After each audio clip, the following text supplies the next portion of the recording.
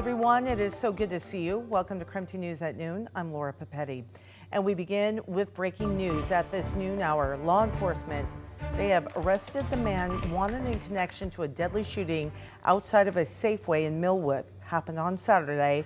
The Spokane County Sheriff's Office said they arrested Jonathan Bryman in Hayden yesterday afternoon.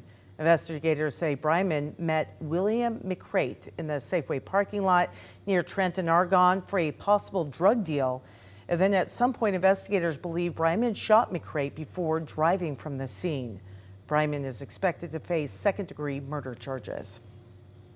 Okay, it is 12:01 right now, so let's turn to the forecast. And Thomas Patrick, he is standing by because big changes are on the way. Yeah, big changes by tomorrow, Laura. It feels like we've been a bit spoiled so far this October. We know that at some point the temperatures are going to drop. Well, that point will be tomorrow morning when a cold front finally passes through the area. But even right now, as the clouds continue to thicken into this noon hour, the temperatures are still increasing. Most everybody has gotten into the 60s, and we still very likely will hit that low 70-degree mark for today, though the cloud cover will keep us away from the mid-70s like it was yesterday. Right now, that cold front is located just over the Seattle area right now. It doesn't have a lot of momentum or forward movement just yet, but the bigger storm system over the Pacific Ocean is going to give it that last shove by tomorrow morning, and that's when the cold front will finally sweep on through the region. So today we are still expecting high temperatures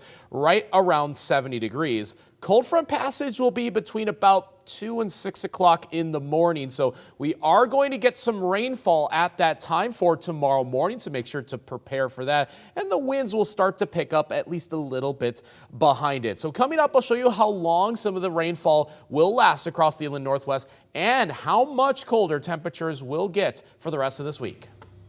All right, my friend, with rain and wind on the way, you'll definitely want to make sure you have KREM 2 Plus. It is our streaming channel for Roku, Amazon Fire, and Apple TV. You'll want to tune in tomorrow morning. We'll have live radar for you as the rain moves in.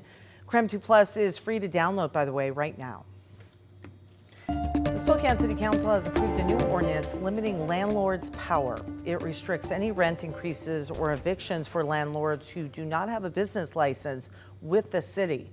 Those who voted in favor said the new requirements are not a barrier for landlords. However, the Rental Housing Association Washington says the new ordinance goes against state law and that they do indeed plan to file a lawsuit against the city.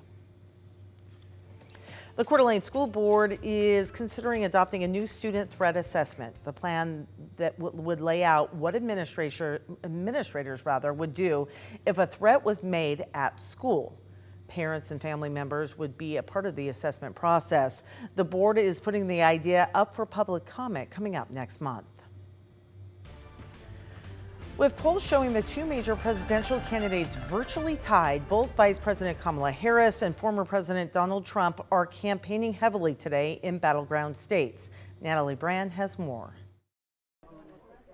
Voters waited in line in the battleground state of Georgia Tuesday as early voting got underway. This is a very important election. We're really a critical state in that election, so I feel honored to be voting. Former President Donald Trump, who still faces charges of election interference in the state from 2020, plans to rally there tonight. Everything that we have done in the last 6 years has been for the voters, so that they have results that they can trust. With the latest CBS poll showing a neck-and-neck race, the presidential candidate spent Monday in Pennsylvania, the battleground with the most electoral votes at stake. It's good to be back in Pennsylvania. We win Pennsylvania.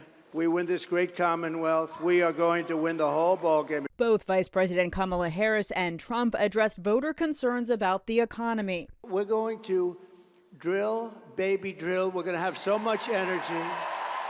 And we're going to bring prices down. Under our plan, we will lower the cost on everything from healthcare to groceries. They also both questioned each other's fitness for the job. She is not a smart woman, that's true. Donald Trump is increasingly unstable and unhinged. This week, the Trump campaign is working to make inroads with suburban voters, particularly women, while Harris, campaigning in Michigan today, will continue to try to boost turnout among black men. Natalie Brand, CBS News, Washington. There are several debates coming up that we want you to be able to check out before filling out your ballot. So tonight, KREM 2's Channing Curtis is moderating the Spokane NAACP Candidate Forum and Town Hall. Al French and Molly Marshall, candidates for Spokane County Commissioner, will be answering questions. Then 5th District Congressional candidate Carmela Conroy and Washington 3rd District candidate Natasha Hill will participate in a town hall discussion. That event begins at 6 o'clock tonight at the Spokane Central Library.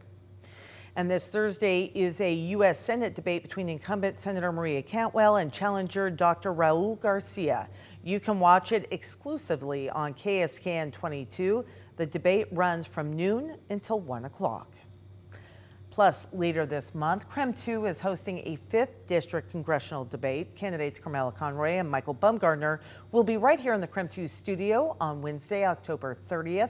The hour-long debate begins at 7 o'clock that night, and it'll be on KREM 2, KSKN 22, KREM 2 Plus, and KREM.com.